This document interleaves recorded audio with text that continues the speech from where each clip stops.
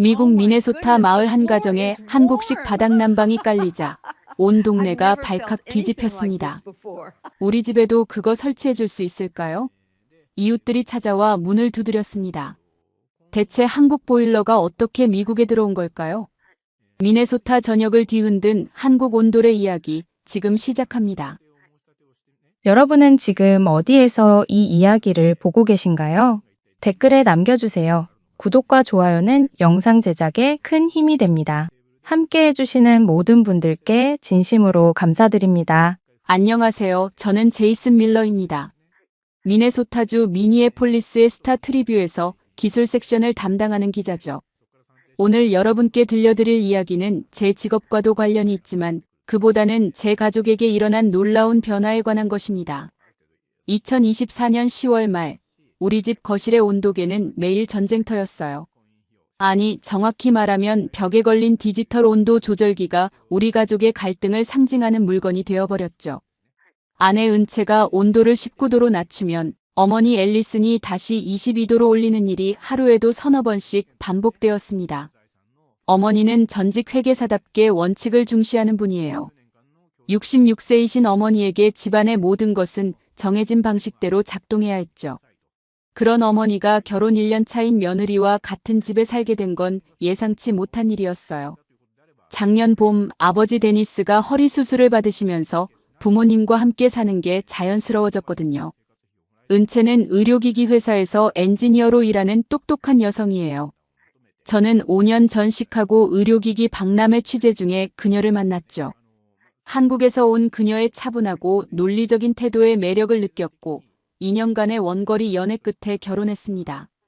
하지만 결혼 생활이 시작되고 시부모님과 함께 살게 되면서 제가 미처 몰랐던 문화적 차이들이 하나둘 드러나기 시작했어요. 가장 큰 갈등은 실내 온도였죠. 어머니는 22도를 유지해야 한다고 주장했고 은채는 19도면 충분하다고 말했어요. 어머니가 추위를 타는 체질이라면 이해할 수 있는 일이었지만 사실 어머니는 반팔 셔츠를 입고도 괜찮다고 하실 만큼 더위를 타는 편이었습니다. 단지 22도가 적정 실내 온도라는 고정관념 때문이었죠. 어느 날 저녁이었어요. 퇴근해서 집에 돌아오니 은채가 거실 바닥에 얇은 요를 깔고 앉아 노트북으로 일하고 있었습니다. 맨발이었고 편안한 표정이었죠. 소파는 바로 옆에 있는데도 바닥을 선택한 거예요. 어머니가 부엌에서 나오시다가 그 모습을 보셨어요. 어머니의 목소리가 들렸죠. 은채야, 소파가 있는데 왜 바닥에 앉아 있니? 허리에 안 좋아.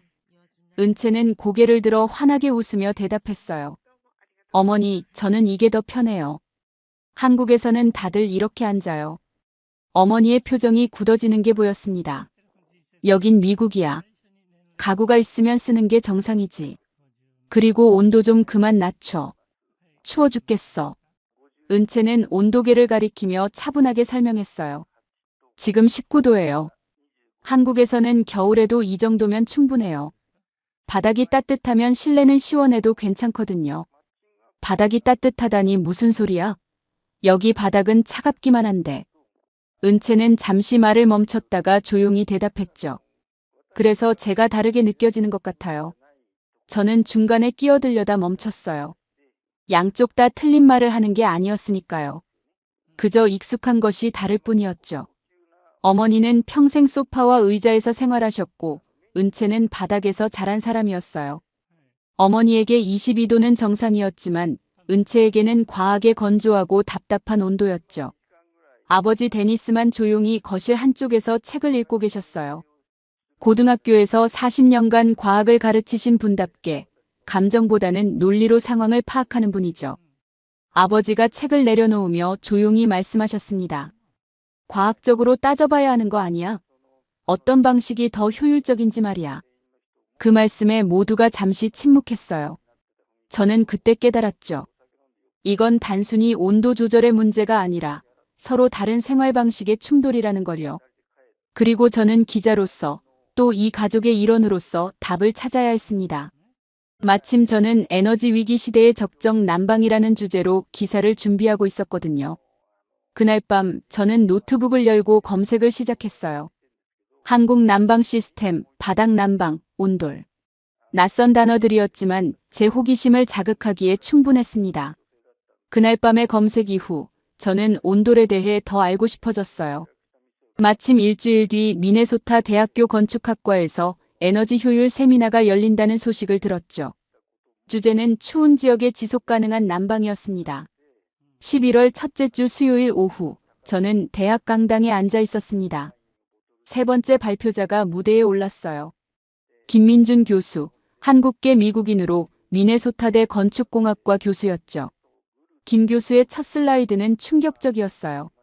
세계 주요 도시 겨울 평균 기온과 가정 난방비 비교 그래프였습니다.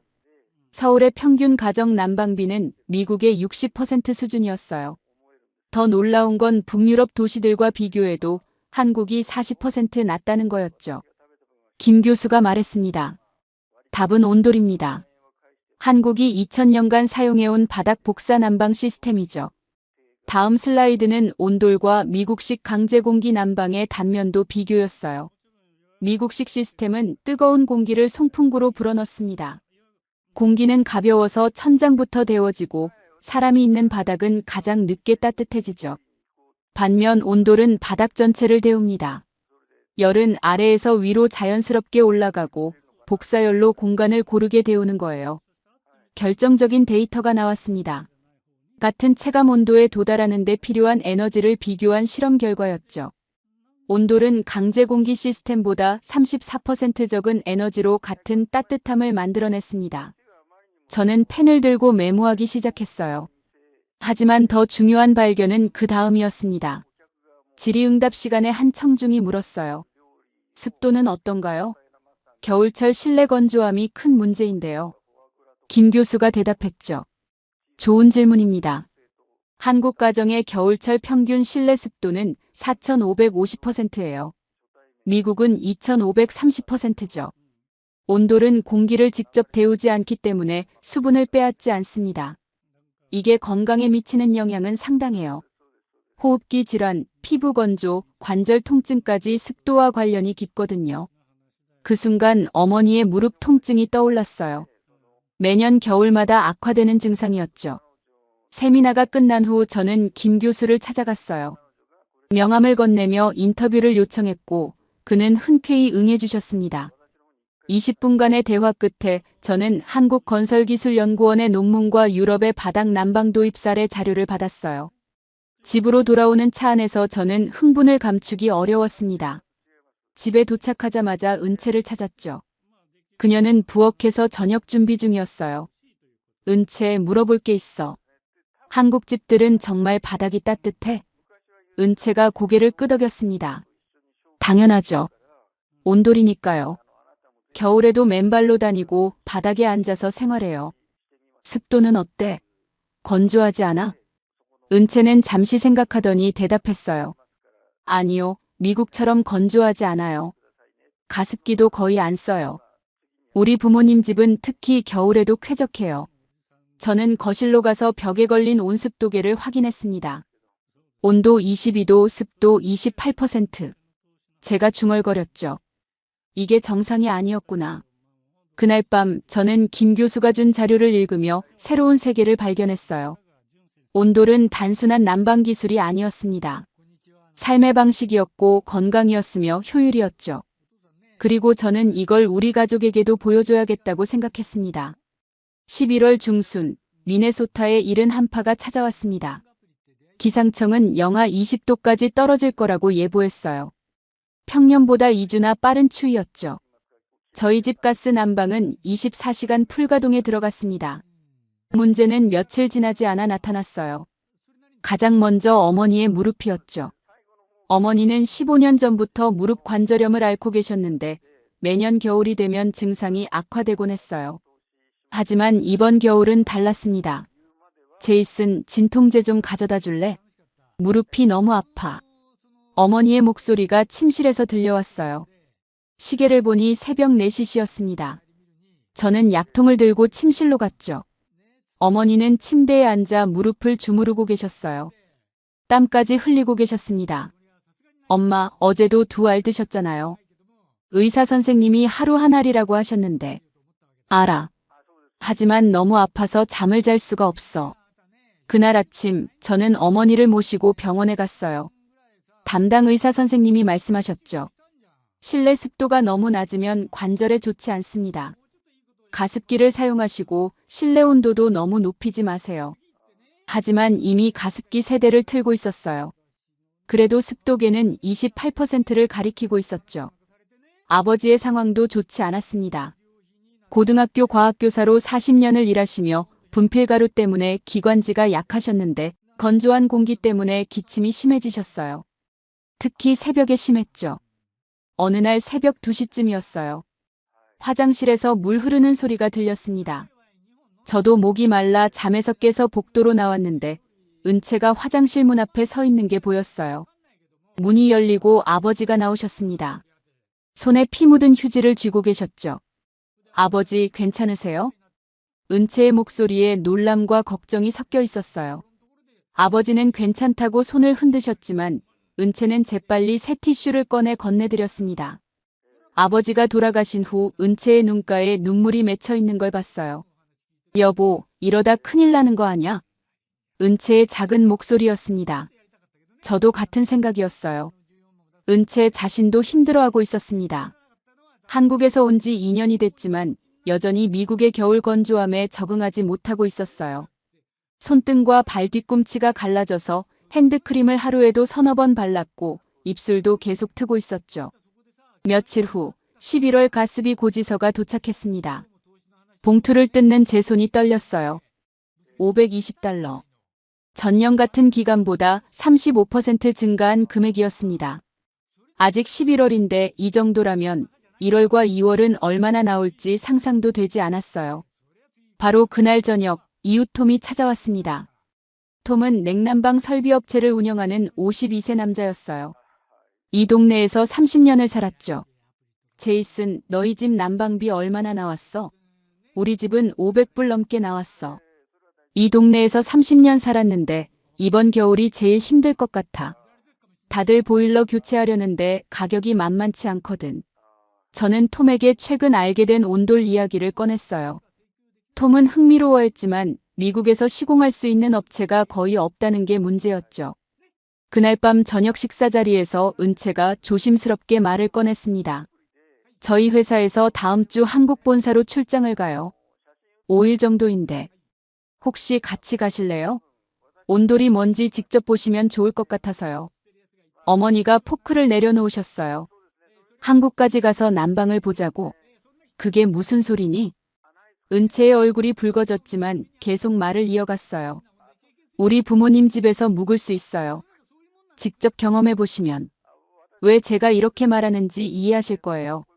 침묵이 흘렀습니다. 그때 아버지가 조용히 말씀하셨어요. 나는 가보고 싶은데. 과학교사 출신으로서 확인하고 싶어. 그 말씀이 우리 가족의 운명을 바꿔놓을 줄은 그때는 아무도 몰랐습니다. 11월 마지막 주 저와 아버지는 은채와 함께 인천공항에 도착했습니다. 13시간 비행 끝에 서울에 온 거죠. 어머니는 미국에 남으셨어요.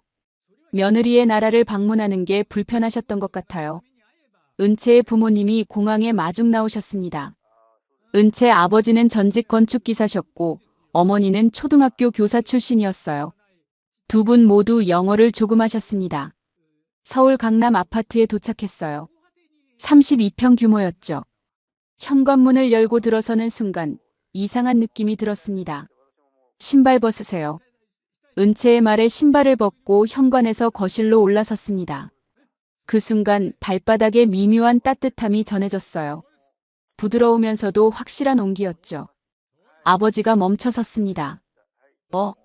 이게 뭐지? 은채 아버지가 설명하셨어요.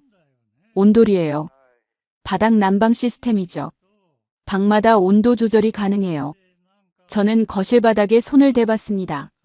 따뜻했지만 뜨겁지 않았어요. 사람의 체온처럼 편안한 온도였죠. 벽의 온도계는 20도를 가리켰습니다. 미네소타에서는 추울 온도인데 전혀 춥지 않았어요. 첫날 저녁, 우리는 거실 바닥에 앉아 저녁을 먹었습니다. 낮은 테이블에 여러 반찬이 놓였고 따뜻한 김치찌개가 김을 내뿜고 있었죠. 식사 후 은채 아버지가 온도를 설명해 주셨어요. 우리 집은 전기식이에요. 바닥에 전열선이 깔려 있고 그 위에 시멘트와 마루가 있죠. 전열선이 바닥을 데우면 복사열로 방 전체가 따뜻해지는 원리예요. 데니스가 질문했습니다. 에너지 효율은 어떤가요? 은채 어머니가 대답하셨어요. 우리 집 한 달 난방비는 겨울에 7만 원 정도예요. 미국 돈으로 $50쯤이요. 아버지와 제 눈이 동그래졌어요. 우리 집의 10분의 1 수준이었거든요. 그날 밤 은채 부모님이 작은 방을 내주셨어요. 요와 이불이 깔려 있었죠. 저는 바닥에서 자는 게 불편할 거라 생각했어요. 하지만 눕는 순간 생각이 완전히 바뀌었습니다. 따뜻한 바닥이 등과 다리를 감싸는 느낌이었어요. 침대와는 완전히 다른 포근함이었죠. 마치 거대한 손이 온몸을 받쳐주는 것 같았습니다. 아버지가 옆방에서 중얼거렸어요. 이거 진짜 좋은데? 그날 밤 저는 12시간을 푹 잤습니다. 중간에 한 번도 깨지 않았어요. 미네소타에서는 새벽에 최소 2~3번은 깼는데 말이죠. 다음 날 아침 아버지가 거실에서 커피를 마시고 계셨습니다. 제이슨, 신기한 게 뭔지 알아? 가습기 틀지 않았는데 목이 전혀 안 마르더라. 맞아요. 저도 그랬어요. 코도 안 막혔고요. 은채가 설명했어요. 온돌은 공기를 직접 데우지 않아서 수분을 빼앗지 않거든요. 그래서 겨울에도 건조하지 않아요. 3일간 저희는 온돌의 장점을 발견했습니다. 맨발로 자유롭게 돌아다닐 수 있다는 것, 바닥에 앉아 책을 읽거나 작업할 수 있다는 것, 그리고 집 전체가 고르게 따뜻하다는 것이었죠. 마지막 날 저녁 아버지가 말씀하셨어요. 이 온도를 미국에서도 할 수 있을까요? 은채 아버지가 고개를 끄덕이셨습니다. 요즘은 전 세계로 수출되고 있어요. 기술자를 연결해 드릴 수도 있고요. 저는 확신했습니다. 이건 단순한 난방이 아니었어요. 삶의 질을 바꾸는 혁명이었죠. 출장 3일째, 은채는 부산 공장으로 출근했고 저와 아버지는 관광을 겸해 온돌 조사에 나섰습니다. 은채가 추천해준 곳은 부산 전통 한옥마을이었어요. 한옥마을에 도착하니 150년 된 전통 가옥들이 줄지어 있었습니다. 문화해설사가 우리를 안내했죠. 60대 여성이었는데 영어를 유창하게 하셨어요. 이 한옥은 조선시대 양반 가옥이에요. 여기 보시면 아궁이가 있죠. 여기서 불을 지피면 연기와 열이 바닥 아래 구들장 사이를 지나가며 방 전체를 데워요. 해설사가 바닥을 가리키며 설명했습니다. 구들장이라는 납작한 돌이 깔려 있고 그 위에 황토를 바른 거예요. 돌이 열을 머금었다가 천천히 방출하죠. 한 번 불 때면 24시간 따뜻했어요. 아버지가 무릎을 꿇고 바닥을 만져봤습니다. 신기하네. 이게 2000년 전 기술이라고? 해설사가 웃으며 대답했어요. 정확히는 신라시대부터 시작됐으니 약 1500년 정도 됐죠. 한국의 추운 겨울을 버티게 해준 조상님들의 지혜예요. 저는 메모하며 질문했습니다. 효율은 어땠나요? 해설사가 자료를 보여줬어요. 1970년대 석유파동 때 연구한 자료인데 전통 온돌이 서양식 난로보다 30% 이상 에너지를 절약한다는 결과가 나왔어요. 그래서 한국이 그 어려운 시기를 버틸 수 있었던 거죠. 오후에는 부산대학교 기계공학과를 방문했습니다. 아버지가 과학교사 출신이라는 걸 알고 은채가 교수님께 미리 연락해 둔 거였어요. 이준호 교수가 우리를 실험실로 안내했습니다. 실험실에는 2개의 작은 방 모형이 설치돼 있었어요. 하나는 온돌 시스템, 다른 하나는 중앙 강제공기 난방 시스템이었습니다. 이 교수가 설명했어요. 같은 크기의 방에 같은 외부 온도를 적용하고 실내 온도 20도를 유지하는 데 필요한 에너지를 측정했습니다. 모니터에 실시간 데이터가 표시됐어요. 온돌 시스템은 시간당 1.2kW, 강제공기 시스템은 1.85kW를 소비하고 있었습니다. 아버지가 계산기를 꺼내 계산했어요. 약 35% 차이네요. 맞습니다. 이 교수가 고개를 끄덕였죠. 더 중요한 건 습도예요. 온돌방은 습도 48%, 강제공기방은 31%를 유지하고 있어요. 이게 건강에 미치는 영향은 엄청납니다. 이 교수는 또 다른 데이터를 보여줬어요. 겨울철 한국과 미국의 호흡기 질환 입원율 비교였습니다.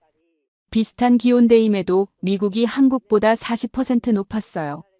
저는 흥분을 감추기 어려웠습니다. 이건 기사 하나로는 부족해요.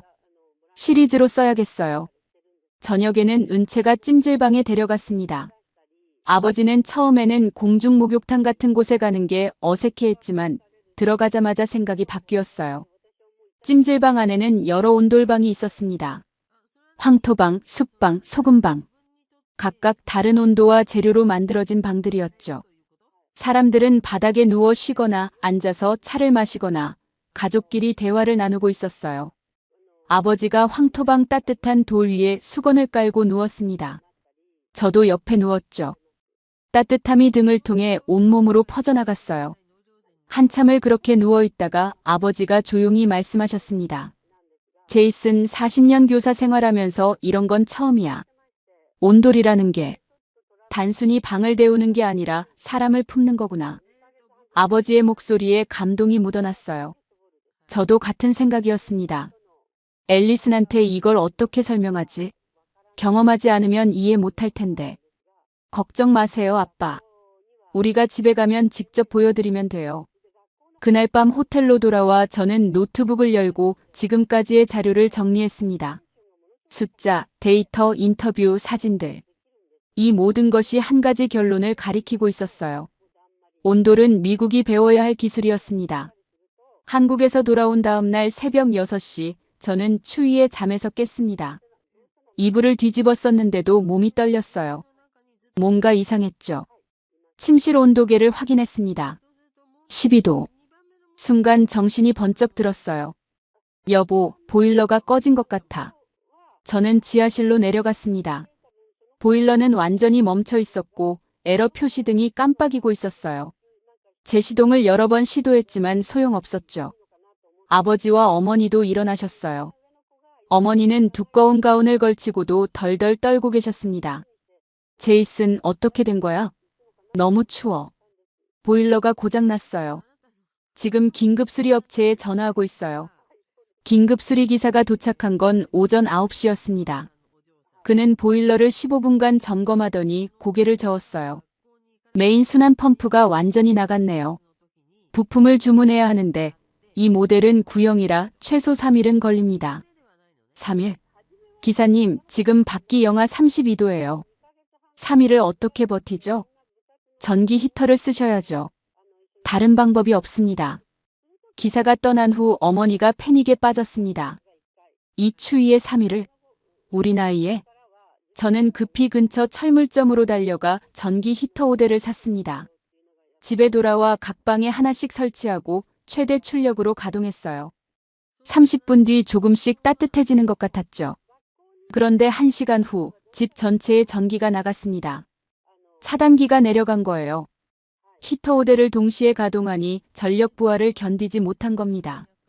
아버지가 차단기를 올렸지만 다시 히터를 켜면 또 내려갔어요. 결국 히터 2대만 번갈아 가며 사용할 수밖에 없었죠. 거실과 어머니 침실에만 히터를 틀었습니다. 정오쯤 되자 집안이 얼음장처럼 변했어요. 창문에는 성에가 끼기 시작했고 화장실 수도관에서는 이상한 소리가 났습니다. 수도관이 얼어붙기 시작한 거였어요. 은채가 조심스럽게 말했습니다. 저희 부모님이 다음 달에 미국 오시기로 했어요. 온돌 기술자를 아시는데 같이 오시겠대요. 자재랑 연결해 드릴 수 있어요. 어머니가 소파에서 담요 5장을 뒤집어 쓴 채 떨고 계셨어요. 은채야, 그게 얼마나 걸리는데? 한 방만 하면 3일 정도요. 집 전체는 2주 정도 걸릴 거예요. 어머니는 대답하지 않으셨습니다. 그저 이를 딱딱 떨고 계셨죠. 아버지가 어머니 옆에 앉으며 조용히 말씀하셨습니다. 앨리슨, 한국에서는 이런 일 없었어. 5일 내내 따뜻했어. 보일러가 꺼져도 괜찮을 만큼 말이야. 어머니가 아버지를 바라봤습니다. 눈가에 눈물이 맺혀 있었어요. 정말 그랬어? 정말이야. 제이슨도 봤잖아. 우리가 자던 방, 밤새 따뜻했어. 그리고 습기도 적당하고 공기도 깨끗하고. 너무 좋더라. 저녁 식사는 거실에서 히터 앞에 모여 앉아 먹었습니다. 뜨거운 수프였지만 먹고 나면 금세 추워졌어요. 은채가 핫팩을 꺼내 어머니께 드렸습니다. 어머님, 이거 허리에 붙이세요. 조금은 나을 거예요. 어머니가 은채의 손을 잡았습니다. 고마워, 은채야. 그리고 미안해. 내 말을 진작 들을 걸 그랬어. 그날 밤 우리는 모두 거실에서 잤습니다. 히터 하나를 중앙에 놓고 침낭과 담요를 여러 겹 깔았죠. 마치 캠핑하는 것 같았어요. 하지만 전혀 낭만적이지 않았습니다. 새벽 3시쯤 어머니의 신음소리가 들렸습니다. 무릎이 너무 아프다고 하셨어요. 저는 진통제를 드렸고 아버지는 어머니의 무릎을 주물러 드렸습니다. 그 순간 저는 결심했어요. 보일러가 고쳐지든 안 고쳐지든 우리 집에 온도를 설치하겠다고요. 2025년 1월 중순, 은채의 부모님이 미국에 오셨습니다. 그리고 한국 온돌 시공 전문가 김성수 씨도 함께 왔죠. 50대 중반의 경력 25년 베테랑이었어요. 김 기사가 우리 집 구조를 꼼꼼히 살펴봤습니다. 바닥 구조가 좋네요. 콘크리트 슬래브 위에 나무 마루라 온돌 설치하기 적합해요. 우리는 시범으로 1층 마스터 침실만 먼저 하기로 했습니다. 어머니 침실이었죠. 공사 기간은 3일이었어요. 첫날 김 기사와 은채 아버지가 기존 마루를 걷어냈습니다. 콘크리트 바닥이 드러났죠. 그 위에 단열재를 깔고 전열선을 일정한 간격으로 배치했어요. 마치 거미줄처럼 정교하게 깔리는 모습이 인상적이었습니다. 이웃 톰이 작업 중인 집을 방문했어요. 와, 이게 그 한국 난방이야? 복잡하네. 김 기사가 웃으며 설명했습니다. 복잡해 보여도 원리는 간단해요. 전열선이 바닥을 데우고 그 열이 복사되는 거죠. 미국 전기 규격에 맞춰 시공하면 안전합니다. 둘째 날에는 전열선 위에 시멘트 몰타를 부었어요. 그리고 하루 양생 시간을 가졌죠. 셋째 날 새 마루를 깔고 온도 조절기를 설치했습니다. 벽에 깔끔한 디지털 온도계가 달렸어요. 김 기사가 스위치를 켰습니다. 자, 이제 2시간 정도 지나면 따뜻해질 겁니다. 저녁 8시쯤 어머니가 침실에 들어가 보셨어요. 신발을 벗고 맨발로 바닥을 디디는 순간 어머니의 얼굴이 환해졌습니다. 어머, 정말 따뜻하네. 신기해. 아버지도 들어가 보셨어요. 그렇지? 내가 한국에서 뭘 느꼈는지 이제 알겠지? 그날 밤 어머니는 온돌방에서 주무셨습니다. 다음 날 아침 어머니가 식탁에 앉으시며 말씀하셨어요. 정말 이상해. 이렇게 푹 잔 건 몇 년 만인지 모르겠어. 그리고 무릎도 좀 덜 아픈 것 같아. 그로부터 2주가 지났습니다. 변화는 놀라웠어요. 어머니는 매일 밥 먹던 수면제를 끊으셨습니다. 무릎 통증도 확실히 줄어들어서 진통제 복용이 절반으로 줄었어요. 아버지의 새벽 기침도 완전히 멈췄죠. 저는 이 모든 과정을 기사로 썼습니다. 제목은 우리 집이 한국식 난방 실험실이 되었을 때였어요. 미네소타 스타 트리뷴 일면에 실렸죠. 기사가 나간 다음 날부터 전화가 빗발쳤습니다. 이웃들, 독자들, 그리고 지역 라디오 방송국에서도 인터뷰 요청이 왔어요. 특히 이웃들의 반응이 뜨거웠습니다. 톰이 가장 먼저 찾아왔어요. 제이슨, 우리 회사에서도 이거 시공할 수 있을까? 김 기사님한테 기술 교육받을 수 있으면 좋겠는데. 물론이죠. 김 기사님이 다음 주까지 계신데요. 그 주말 우리 집은 오픈하우스가 됐습니다. 이후 12가구가 찾아와 온돌방을 체험했어요. 모두가 신발을 벗고 바닥을 밟아보며 놀라워했죠. 어느 날 저녁 어머니가 저와 은채를 거실로 부르셨습니다. 진지한 표정이셨어요. 제이슨, 은채, 나 결정했어. 다른 방들도 다 바꾸자. 거실도 내 방도 서재도. 엄마 정말요? 어머니가 고개를 끄덕이셨습니다. 이 나이에 새로운 걸 받아들이기가 쉽진 않았어. 하지만 은채, 내가 옳았어. 이건 단순한 난방이 아니야. 삶의 질이 달라지는 거더라. 은채의 눈에 눈물이 글썽였어요. 어머니가 은채의 손을 잡았습니다. 미안했어, 은채야. 내 말을 진작 들을 걸 그랬어. 너희 부모님께도 감사하다고 전해줘. 그날 밤 저는 노트북을 열고 후속 기사를 쓰기 시작했습니다. 제목은 정했어요. 온돌이 바꾼 우리 가족, 그리고 이웃들의 겨울이었죠. 2월 말, 우리 집 전체의 온돌 공사가 완료됐습니다. 거실, 침실, 서재, 심지어 지하실까지 모든 공간이 따뜻한 바닥을 갖게 됐죠. 첫 번째 난방비 청구서가 도착한 건 3월 초였습니다. 저는 조심스럽게 봉투를 뜯었어요. 235달러. 작년 같은 기간 520달러에서 55% 감소한 금액이었습니다. 아버지가 계산기를 두드렸어요. 연간으로 치면 3,400달러 절약이네. 공사비가 12,000달러였으니 4년이면 본전이고 그 다음부터는 순수익이야. 어머니는 이미 온돌의 열렬한 팬이 되셨습니다. 주민의 모임에서 온돌 경험담을 나누시고 궁금해하는 이웃들에게 우리 집을 기꺼이 개방하셨어요. 어느 날은 이웃 할머니 5분을 초대해 온돌방에서 차 모임을 여셨죠. 저는 심층 기획 기사를 발행했습니다. 제목은 Why Minnesota Winters Need Korea and Flood였어요. 온돌의 역사부터 과학적 원리, 에너지 효율, 건강상 이점, 그리고 우리 가족의 변화까지 담았죠. 6,000자 분량의 기사는 온라인에서 2주 만에 100만 뷰를 넘겼습니다. 지역 TV 방송국 WCCO에서 연락이 왔어요. 우리 가족과 집을 취재하고 싶다고 했죠. 2월 마지막 주 촬영팀이 우리 집에 왔습니다. 리포터가 거실 바닥에 앉아 인터뷰를 진행했어요. 밀러 씨 가족은 한국의 전통 난방 시스템 온돌을 도입해 놀라운 변화를 경험했습니다. 어머니가 카메라 앞에서 자신있게 말씀하셨어요. 처음에는 회의적이었어요. 하지만 지금은 왜 진작하지 않았나 후회될 정도예요. 무릎 통증이 70% 줄었고 수면제도 끊었어요. 이건 단순한 난방이 아니에요. 건강을 되찾은 거죠. 방송이 나간 후 반응은 폭발적이었습니다. 톰의 냉난방 회사에는 온돌 설치 문의가 쇄도했어요. 톰은 김 기사와 파트너십을 맺고 온돌 전문 시공팀을 만들었습니다. 3개월 내에 우리 동네 23가구가 온돌을 설치했죠. 더 놀라운 일도 있었어요.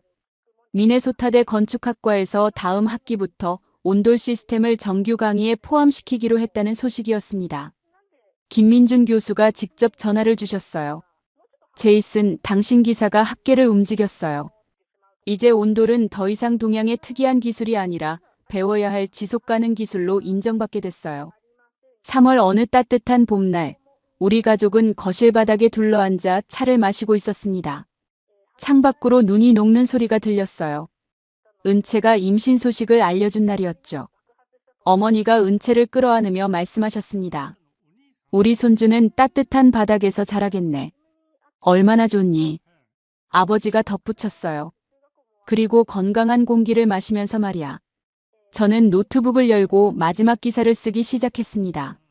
손가락이 키보드 위에서 춤을 췄죠. 온돌은 한국이 세계에 준 선물이 아니다. 인류가 추위를 이기는 가장 인간적인 답이었고 우리는 이제야 그것을 배우고 있다. 2000년 전 한국인들은 알고 있었다. 진정한 따뜻함은 공기를 데우는 게 아니라 사람을 품는 것이라는 걸. 그리고 그 지혜는 이제 미네소타의 겨울을 바꾸고 있다. 엔터키를 누르며 저는 미소 지었습니다. 이야기는 끝났지만 온돌의 여정은 이제 막 시작이었으니까요. 이 이야기가 흥미로우셨다면 좋아요와 구독 부탁드립니다. 여러분은 온돌을 어떻게 생각하시나요? 댓글로 의견을 나눠주세요. 감사합니다.